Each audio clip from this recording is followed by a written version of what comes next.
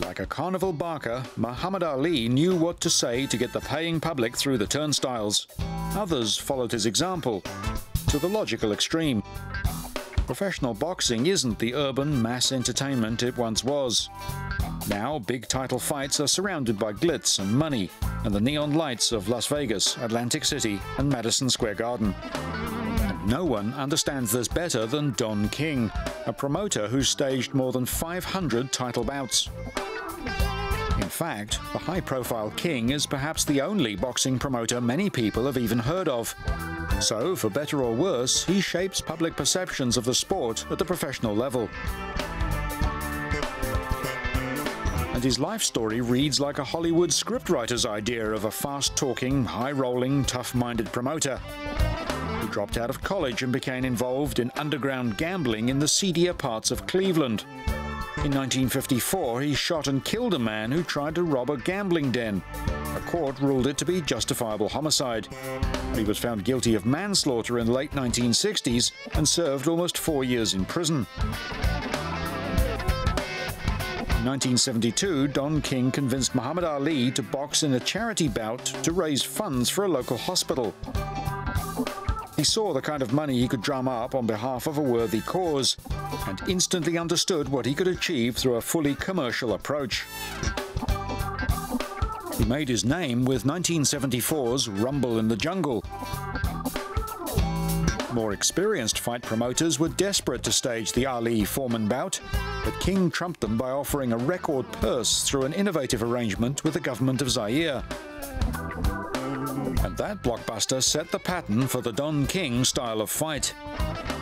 My promotions are extravaganzas. They're spectacular. They're events. They're not fraught with that lethal disease called uncertainty. And he'll certainly tell you what's at stake and why you mustn't miss it whenever someone points a camera in his direction. Yes, and I'll show you a crazy man. Here he is promoting November 2001's much-anticipated bout between Hassam Rahman and Lennox Lewis. I think that Lennox Lewis, for the first time, has became alive, and now he's fighting back. He's agitated, he's frustrated, he's really fighting now for his dignity and his principle, and so it's going to be a real exciting thing here because he feels that he's been victimized by losing his title and that he's going to demonstrate to the world that it was a fluke. On the other hand, you got Rahman, who has courage personified. He's the man who has the American dream, where you start out yesterday's nobody to become today's somebody.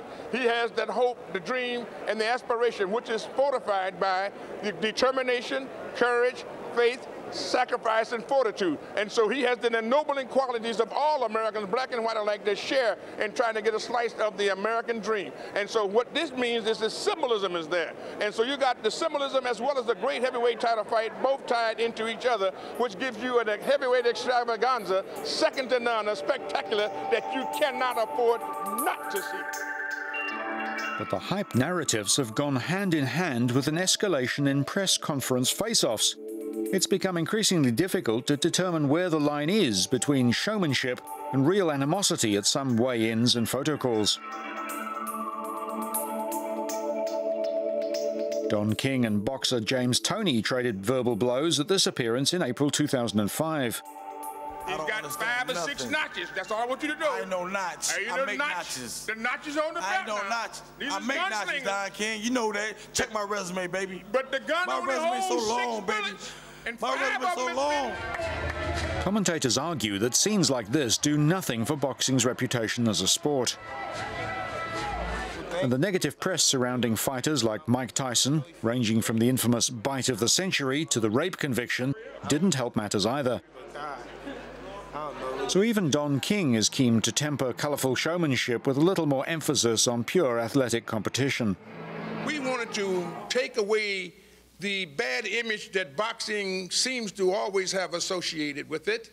And so we're fighting that image to reestablish boxing in the more stature and esteem in a way that everyone will welcome and be happy to be a part of the sport, the sweet science. And his efforts have helped over 90 boxers to become millionaires.